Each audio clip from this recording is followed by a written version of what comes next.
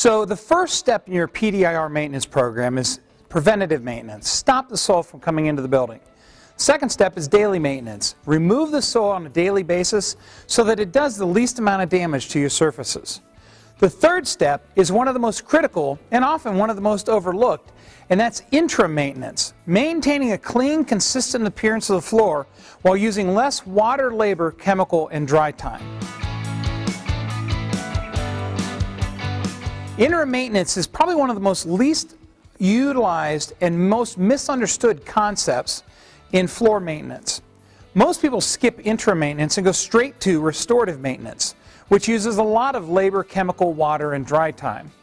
By doing this, they cost themselves more money through labor and chemical. Remember, the concept here with interim maintenance is to maintain floors, not clean, heavily soiled floors. A lot of times, people confuse the way you maintain a commercial building with the way you may clean carpets or surfaces in your home.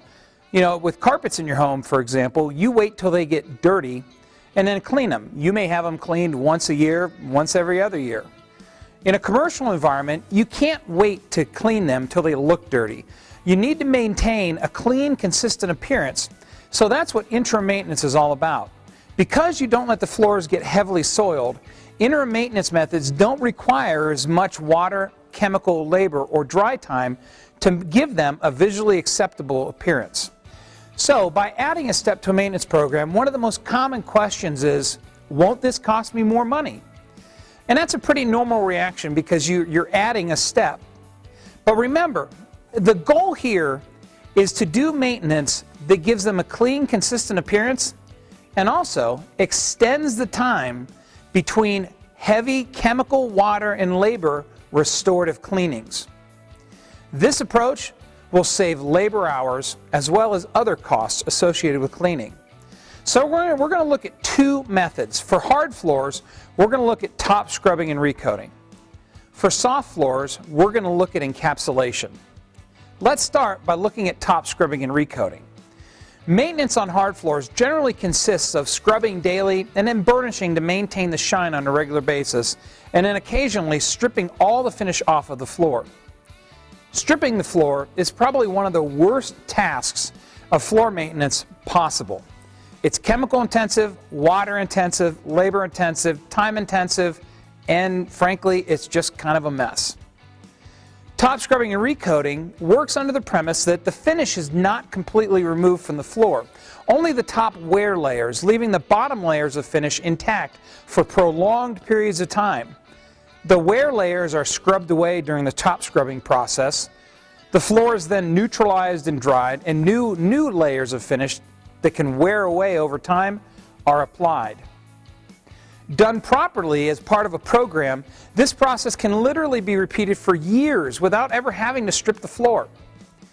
Windsor has a new approach to top scrubbing and recoating, and that's the chemical-free stripping system. The chemical-free stripping system requires no chemicals, so there's no rinsing or neutralizing of the floor. And our cylindrical rollers actually offer significant advantages over pads.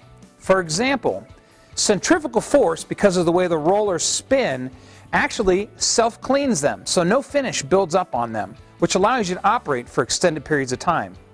Additionally, because of the smaller contact area the rollers have, we apply a lot more downforce to the floor. More downforce equals more finish being removed with each pass, which means you get the job done faster. The Windsor chemical-free stripping system is available on the Pivot, Saberblade 16, and the Chariot 22. Next, let's talk about interim maintenance on carpets. You know, normally this is where you might employ a bonnet cleaning system. However, it's important to note that almost all the major carpet mills have exclusions or prohibitions in their warranties against either rotary or bonnet cleaning. However, carpet mills generally approve of encapsulation cleaning. And because the Windsor iCapsule system is approved by the Carpet and Rug Institute as a deep cleaning system, this makes it an ideal option for interim maintenance. The encapsulation process simply consists of vacuuming to remove dry soils and then misting an encapsulating chemical onto the carpet and agitating it into the pile with a dual brush cylindrical machine.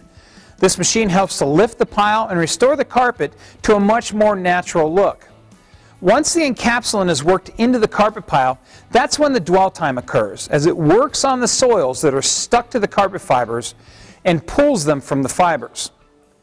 Once the soils have been pulled from the fibers, the encapsulant dries to a flaky, non-sticky crystal that can be vacuumed out once the products are dry, typically in 20 to 30 minutes or at your next scheduled vacuuming. The encapsulation process can actually be performed 3 to 4 times between extractions. If you just look at the cost of the chemicals involved, for encapsulation it works out to about $1.75 per 1,000 square feet. Consider that extracting a comparable sized area, you would use 2 to 3 times as much chemical and 6 to 8 times as much water.